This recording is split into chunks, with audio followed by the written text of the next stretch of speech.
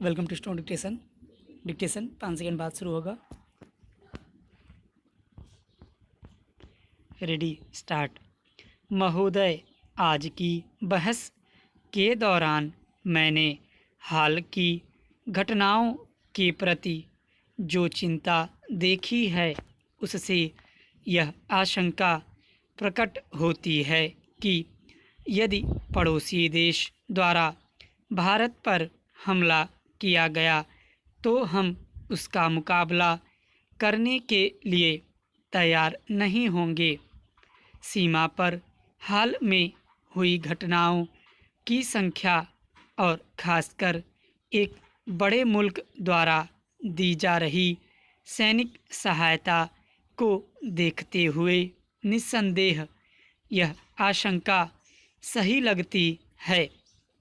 यह बिल्कुल सही है कि एक बड़े देश से आने वाली सैनिक सहायता से आज भारत की सुरक्षा प्रभावित हुई है और इसलिए हमें इस बात को ध्यान में रखते हुए ही इस स्थिति पर विचार करना है।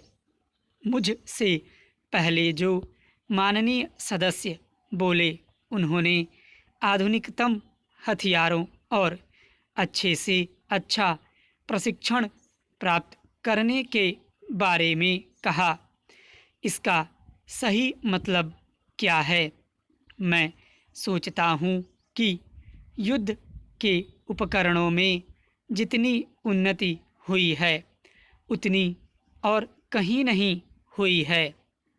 इसका नवीनतम और अंतिम उदाहरण परमाणु बम या हाइड्रोजन बम है। यही इस प्रक्रिया की चरम सीमा है।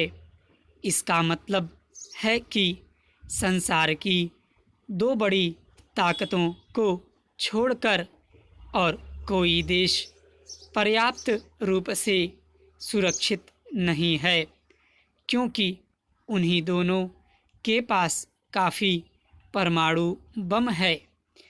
तब किसी देश की समुचित सुरक्षा की जांच कैसे की जाए?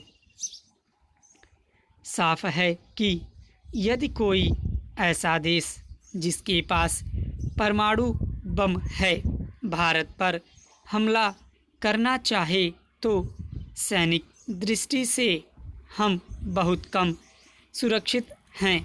हो सकता है कि एटम बम के इस खतरे का सामना हम अन्य बातों से कर सकें, क्योंकि जिस देश में जीवन शक्ति, ताकत और एकता है, जो देश आत्मसमर्पण नहीं करेगा चाहे कुछ भी हो, उसे कभी हराया नहीं जा सकता। इसलिए मैंने प्रायः कहा है कि एटम बम का असली जवाब अन्य क्षेत्रों में निहित है। मैं ऐसा इसीलिए कह रहा हूँ क्योंकि अंततः आपकी फौज या फौजी हथियारों का महत्व नहीं है, बल्कि लोगों की एकता की भावना का हर कठिनाई और जोखिम के होते हुए भी लोगों के जीवंत रहने की भावना का महत्व है। यदि मुझे भारत पर भरोसा है तो यह भरोसा अन्य बातों के अलावा अपने लोगों की एकता और हिम्मत पर है। यदि यही कमज़ोर है तो फिर चाहे कितने ही टैंक या हवाई जहाज़ झोंक दें, कोई फ़र्क नहीं पड़ेगा। टेक्नोलॉजी में इतनी तेज़ी से तरक्की हुई है कि अगर दुर्भाग्य से भविष्य में कोई बड़ा युद्ध हो तो शायद युद्ध कला के बारे में पहली लिखी गई हर एक किताब और पिछले युद्धों में इस्तेमाल किया गया हर एक हथियार पुराना लगेगा। इस नज़र से देखने पर संसार के केवल कुछ ही देशों को छोड़कर शेष सब देश और भारत में हम पूरी तरह पिछड़ गए हैं और फिलहाल हमारे लिए किसी तरह का सहारा नहीं है।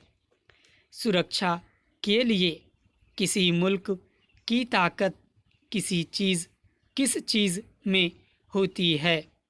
हर आदमी तुरंत सुरक्षा सेनाओं, थल सेना, नौसेना और वायुसेना के बारे में सोचता है। स्टॉप।